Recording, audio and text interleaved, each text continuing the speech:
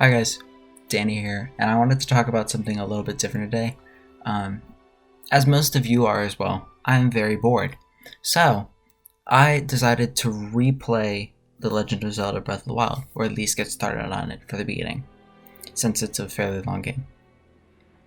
Anyways, I've discovered that this game is without a doubt my favorite game of all time.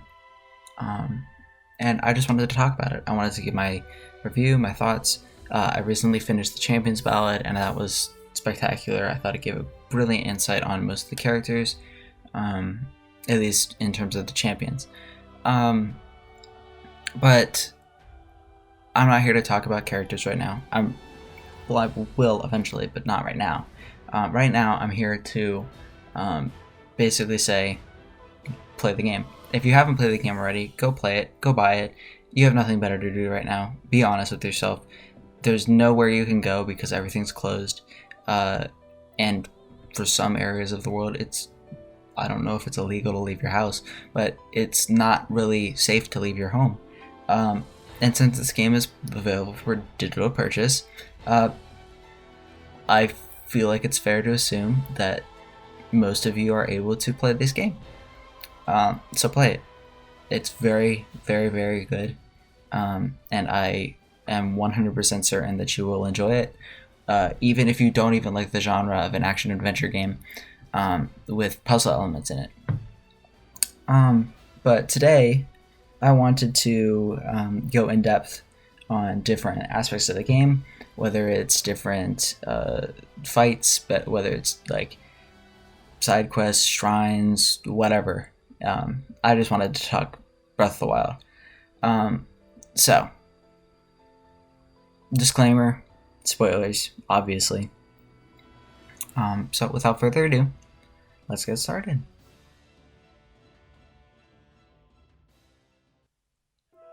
So first thing that I adore about this game is the world that the team has built. The team who created the game has built. They've created an open world where you are free to go literally anywhere in the game at any point in time. You're able to go fight the final boss, which is Calamity Ganon, from the very beginning. You don't need to go through an elaborate story. You don't need to go through a process that prevents you from getting to that boss. You can just go straight to it. And many people do if they want to get through the game fast. But they also have included a long story with lots of side quests that give you more background on what this world is.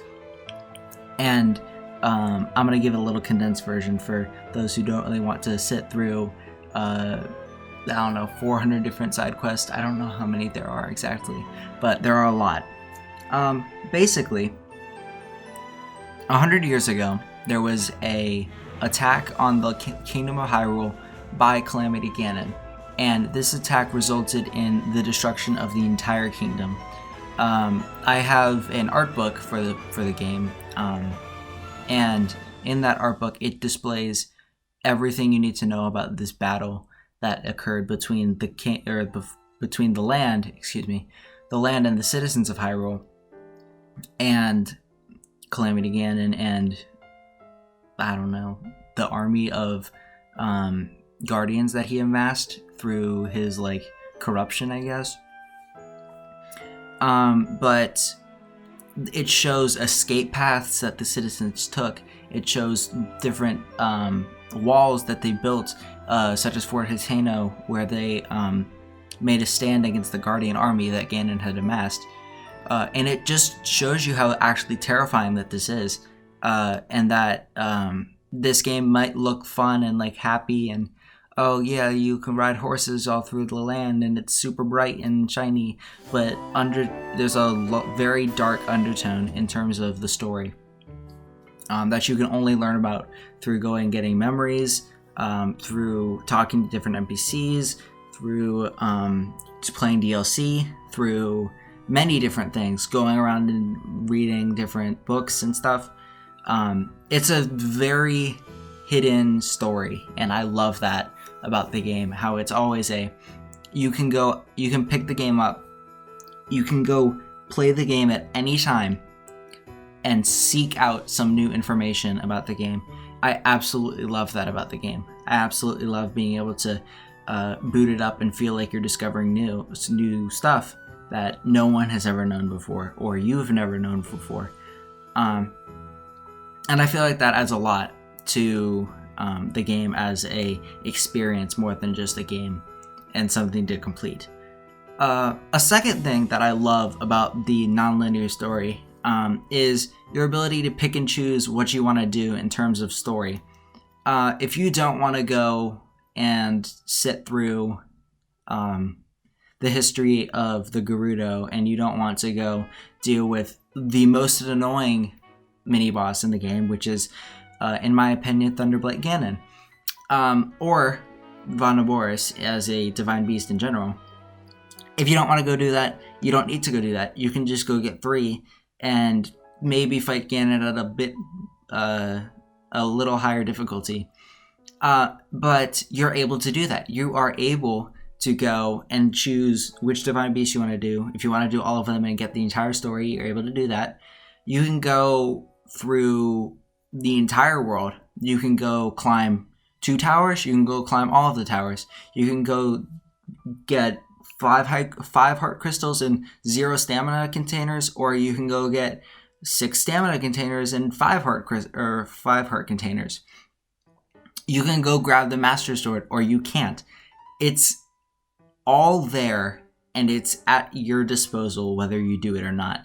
And I feel like that adds another layer of like a user experience rather than just a checklist that you need to do in order to play the game.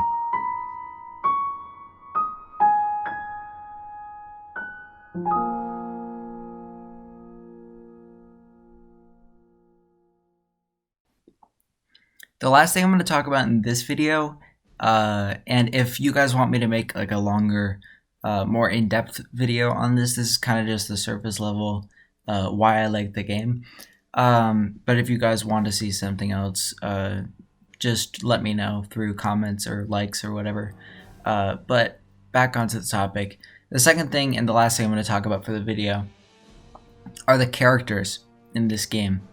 The characters in this game are absolutely perfect and do their role as characters and as supporting roles in the overall story of Link and his journey to save Hyrule. There are 4 like main sub characters, which are the 4 champions: Mipha of the Zora, Urbosa of the Gerudo, Revali of the Rito, and Daruk of the Goron. And the 4 of them play a significant role in helping Link to defeat Ganon, as they are the pilots for the Divine Beasts, where you have to free their souls after they have been trapped there due to their losses to Calamity Ganon. But the thing that makes them important to me is the experiences that I've had playing through the game and learning about them, and the way I view them. I view Mipha as like the best one because she is super close to Link, and I feel like that is just really cool. I don't know why I find that cool, but it just is. I hate Revali. He's a jerk, and I don't like him. And the way that they do that is through dialogue. Revali's dialogue is infuriating because he's super arrogant and super cocky, yet he died and you are still alive. And I always feel like whenever he, in like memories, whenever you see Revali, he's always going to talk from a place of no experience in terms of defeating Ganon, or of terms of fighting Ganon face on, losing, and then coming back and fighting him again. And I understand that the memories take place in the past, but it's still infuriating listening to Revali brag and say this, and you could just say to yourself, he's dead, why is he chatting this? And it all goes away, but at the same time it doesn't. I'm not very like in tune with Urbosa and Daruk. I know that Daruk and Link are fairly close, and that Urbosa and Zelda are fairly close, but other than that, I don't really see them as very important in terms of like relatability to characters as Mipha and Revali. And I feel like while that is a weak point, I feel like they're there to kind of maintain a balance, because if every character is strong, then it's going to clash in terms of like who's your favorite character. You're going to have like all of them be your favorite because they're all perfectly written and represent everything about everything in the game.